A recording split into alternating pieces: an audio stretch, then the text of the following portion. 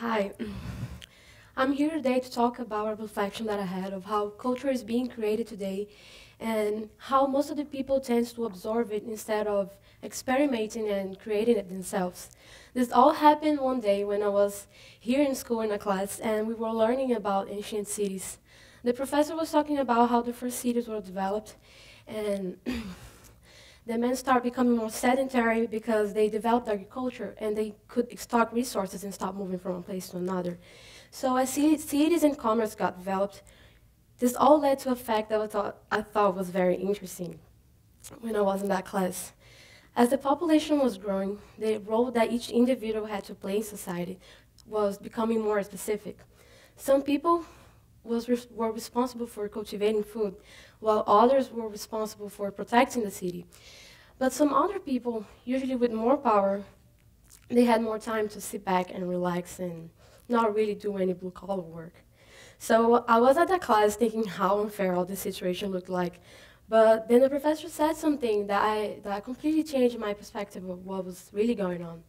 Those people that I mentioned before weren't actually just taking advantage of other people's work. They were creating something that we know today as culture. They were thinking about art, music, religion, mathematics. They were thinking about all this stuff for the first time. And I thought how fascinating was the idea of culture being created for the first time, and I realized I've been taking the existence of such a common thing for granted my entire life. Well, later on in the same class, I was informed that the amount of people that were creating culture actually was very small, and most of the population were actually busy fighting wars, or there were slaves building pyramids, like this pyramid, the Great Pyramid of Giza. And then I realized that today the process of creating culture still works pretty much in the same way.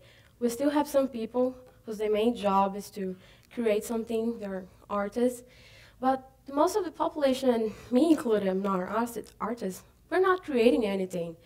We are, we are not creating anything, sorry. So I thought to myself, 4,000 years passed by and we still are working in a very similar process. That felt like not right. I mean, we have much more resources than the slaves back in Egypt. For example, paper is not a rare commodity anymore. And I can buy materials, I can buy ink, canvas, in tons of places in the city, and I can even learn how to play an instrument watching videos on YouTube. But still, I caught myself questioning why I don't do that, and we can't extend that. Why we don't do that? Why we prefer to absorb things that other people are creating instead of creating it ourselves?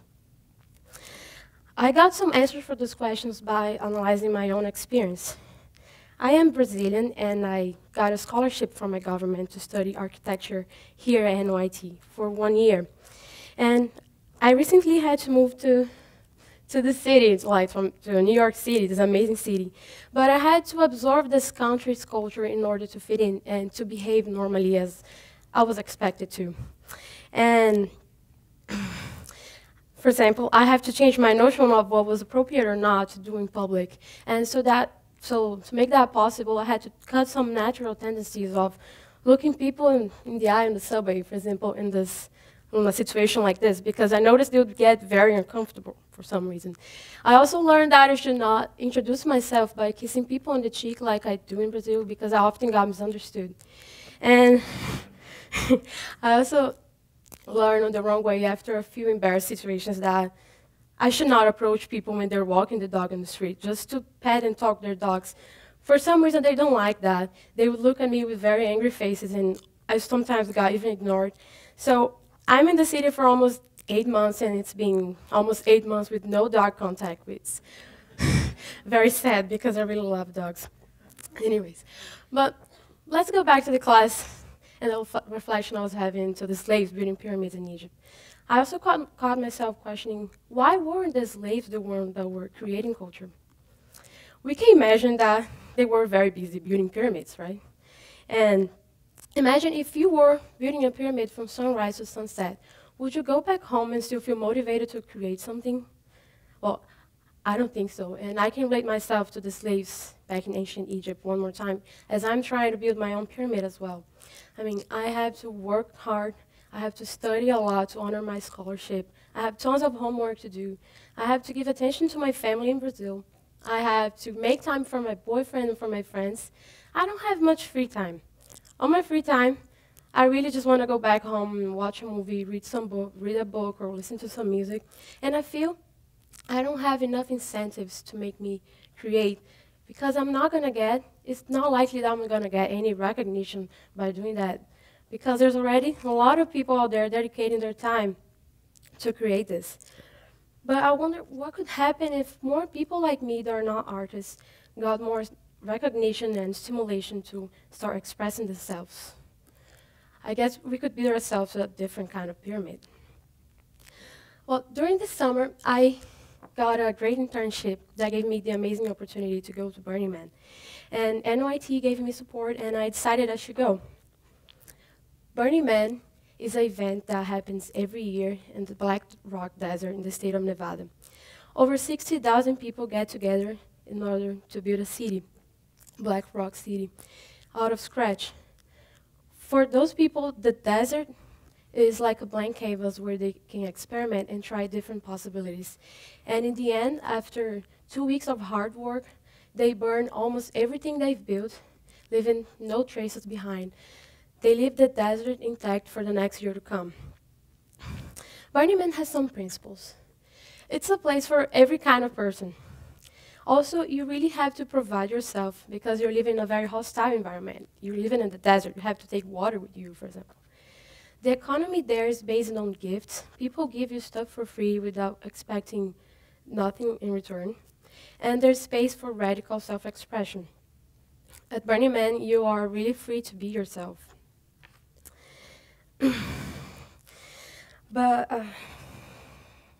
Sorry. I consider Burning Man a stage set for creation of new cultures, not only by artists, but by everyone that is in that place, everybody that composes it.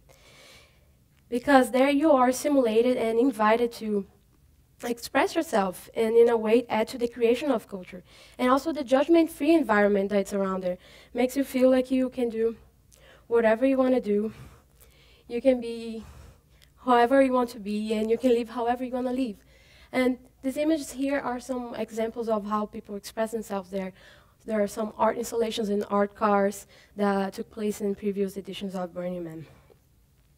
We can see by those pictures that's a very different kind of culture is being originated there.